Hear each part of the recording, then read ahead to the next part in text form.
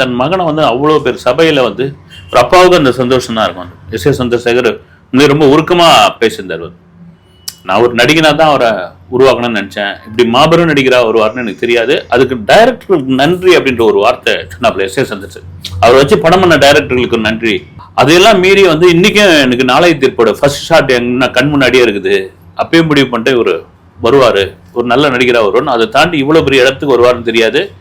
என் மகனை நான் கட்டி அணைக்கணும் அப்படின்னு. ஏன்னா அதுக்கு முன்னாடி இந்த விமர்சனங்கள் தொடர்ச்சியாக எஸ் ஏ சந்திரசேகர் அவருக்கும் பிரச்சனை, அப்புறமா 2 பேரும் பேசிக்கிறது இல்லை, வீட்டு உள்ள அனுமதிக்கிறது இல்லை. அவர் எஸ்எஸ்சி ஒரு பேட்டி கூட கொடுத்தாரு, உலகத்தில் அப்பா மகனுக்கு இல்லாத சண்டை எங்களுக்கு நடந்து போச்சு அப்படின்னு. உலகத்தில் உள்ள அப்பா மகனுக்கு சண்டை நடக்கிற சண்டை தான் எங்களுக்கு நடந்தது அப்படின்னு.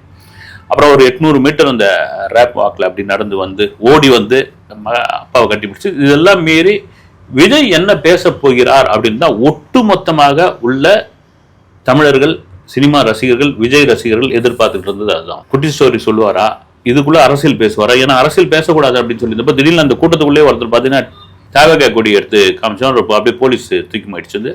அப்புறம் உள்ள வந்தவொடனே டிவிக்கேன்னு கத்த ஆரம்பிச்சாங்க. விஜய் வந்தவொடனே இது அதுக்கான இடம் கிடையாது, நீங்க இருங்கன்னு சொல்லி. விஜயோட ஸ்பீச் வந்து ரொம்ப நேர்த்தியான ஒரு ஸ்பீச்.